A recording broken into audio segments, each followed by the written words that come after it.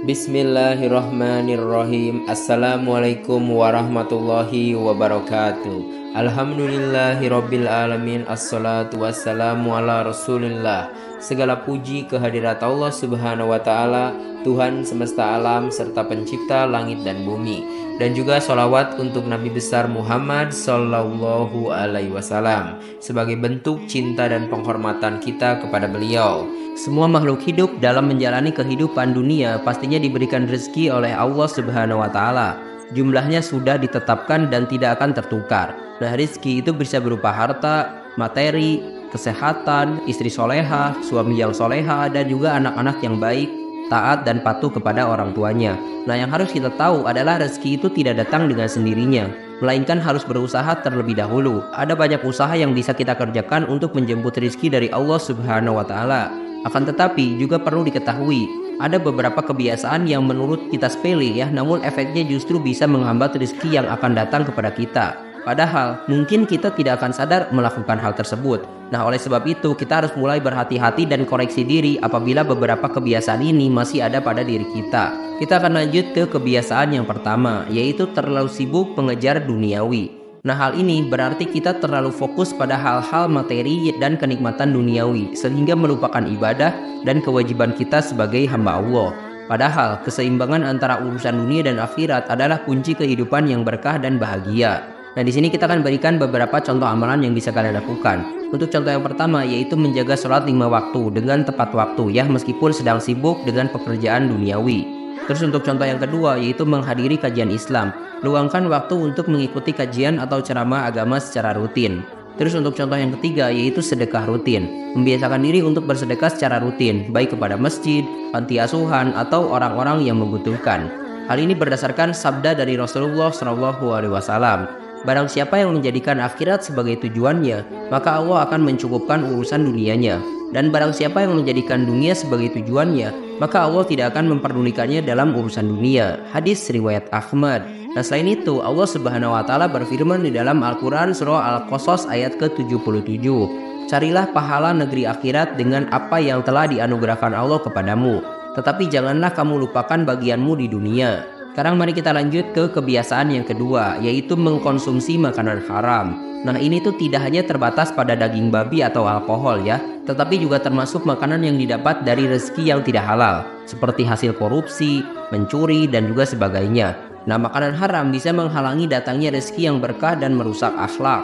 Nah, contoh-contoh amalan yang bisa kalian lakukan ya tentunya memilih makanan yang halal ya, yaitu selalu memeriksa label halal pada produk makanan dan memastikan cari penyembelihan yang sesuai syariat Islam.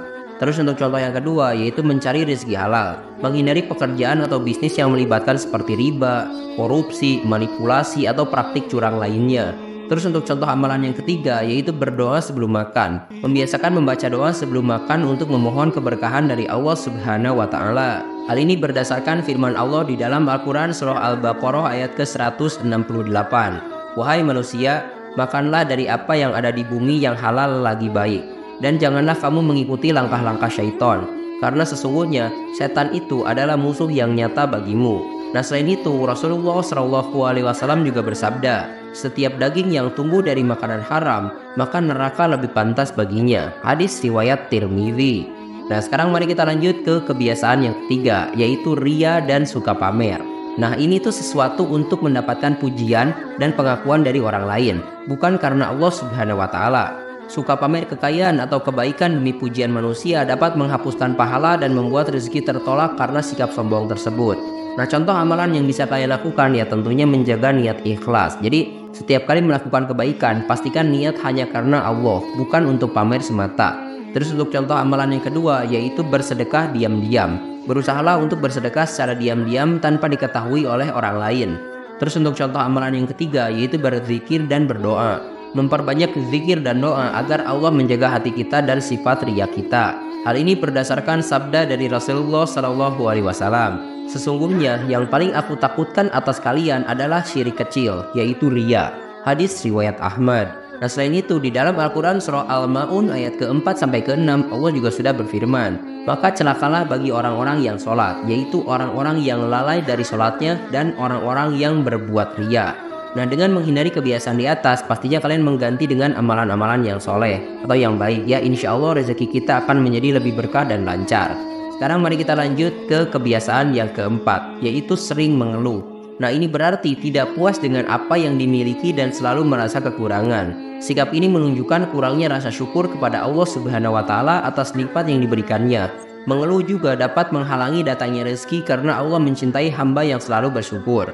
Nah, contoh amalan yang bisa kalian lakukan, yang pertama tentunya rutin mengucapkan Alhamdulillah. Biasakan mengucapkan Alhamdulillah dalam setiap keadaan, baik dalam kebahagiaan maupun kesulitan. Terus untuk contoh yang kedua, misalnya membuat jurnal syukur.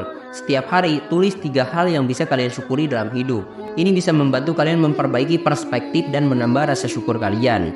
Terus untuk contoh yang ketiga, berdoa dan berzikir. Lakukan doa dan zikir secara rutin untuk meminta ketenangan hati dan mengingat nikmat yang telah diberikan Allah Subhanahu wa Ta'ala. Rasulullah Shallallahu Alaihi Wasallam pernah bersabda, sesungguhnya Allah murka kepada orang yang selalu mengeluh dan sedikit bersyukurnya. Hadis riwayat Al-Baihaqi. Nah, selain itu Allah Subhanahu wa Ta'ala berfirman di dalam Al-Quran surah Ibrahim ayat ke-7. Dan ingat juga, tatkala Tuhanmu memaklumkan, sesungguhnya jika kamu bersyukur, pasti kami akan menambah nikmat kepadamu. Dan jika kamu mengingkari nikmatku, maka sesungguhnya azabku sangat pedih. Nah, sekarang mari kita lanjut ke kebiasaan yang kelima, yaitu hobi bergosip. Nah, bergosip atau ghibah adalah membicarakan keburukan orang lain di belakang mereka. Islam sangat melarang ghibah karena dapat merusak hubungan sosial dan menimbulkan fitnah. Allah membenci hamba yang suka menggunjing karena itu bisa menghalangi rezeki dan membawa dosa yang sangat besar. Nah, contoh yang bisa kalian lakukan yaitu menjaga lisan, yaitu berusaha untuk berbicara hal-hal yang baik saja dan menghindari pembicaraan yang tidak bermanfaat. Terus untuk contoh amalan yang kedua, kalian bisa mengubah topik pembicaraan. Jika berada dalam lingkungan yang sedang bergosip, cobalah mengalihkan topik ke hal-hal positif atau bermanfaat. Nah, contoh amalan yang ketiga yaitu berkumpul dengan orang-orang soleh. Bergaul dengan orang-orang yang menjaga lisan mereka dan selalu berbicara hal-hal yang baik. Nah, Rasulullah SAW pernah bersabda, barang siapa yang menjamin untukku apa yang ada di antara 2 rahangnya dan apa yang ada di antara 2 kakinya, maka aku menjamin untuknya surga. Hadis riwayat Bukhari. Nah, selain itu Allah Subhanahu wa Ta'ala berfirman di dalam Al-Quran surah Al-Hujurat ayat ke-12. Hai orang-orang yang beriman, jauhilah kebanyakan prasangka atau kecurigaan, karena sebagian dari prasangka itu dosa, dan janganlah mencari-cari keburukan orang, dan janganlah menggunjing satu sama lain. Adakah seorang di antara kamu yang suka memakan daging saudaranya yang sudah mati, maka tentulah kamu merasa jijik kepadanya. Nah, sekarang mari kita lanjut ke kebiasaan yang terakhir atau yang keenam, yaitu suka menggerutu atau marah. Nah, suka menggerutu dan juga marah adalah tanda ketidakpuasan dan ketidakmampuan menerima takdir Allah. Orang yang sering marah dan menggerutu biasanya sulit bersyukur dan tidak bisa melihat sisi positif dari keadaan yang dihadapinya. Sikap ini bisa menghambat rezeki dan membuat hati jauh dari ketenangan. Nah, contoh amalan atau tindakan yang bisa kalian lakukan, yang pertama tentunya belajar memaafkan. Latih diri untuk memaafkan kesalahan orang lain dan tidak menyimpan dendam. Hal ini akan membawa ketenangan hati. Nah, terus untuk contoh amalan yang kedua yaitu latih kesabaran. Saat merasa marah, cobalah berdiam diri sejenak, mengambil napas dalam-dalam atau melakukan wudhu untuk menenangkan diri. Nah, sekarang untuk contoh amalan yang ketiga yaitu berdoa dan memohon ketenangan. Lakukan doa dan zikir untuk memohon ketenangan hati dan dijauhkan dari sifat pemarah. Hal ini berdasarkan firman Allah di dalam Al-Quran surah Ali Imran ayat ke-133 sampai ke-134.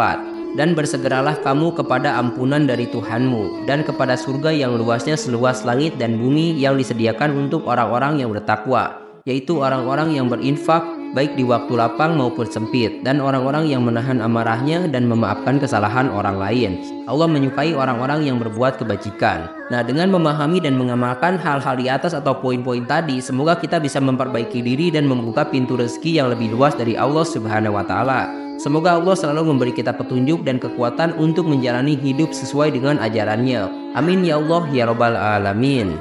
Terima kasih telah menyimak. Silahkan kirim dukungan kalian dengan klik tombol like, subscribe channel ini, dan bagikan juga ke teman-teman kalian. Semoga dengan membagikan itu kalian bisa mendapatkan pahala jariah dari video ini. Mohon maaf bila ada kesalahan. Wabillahi taufiq wal hidayah. Wassalamualaikum warahmatullahi wabarakatuh.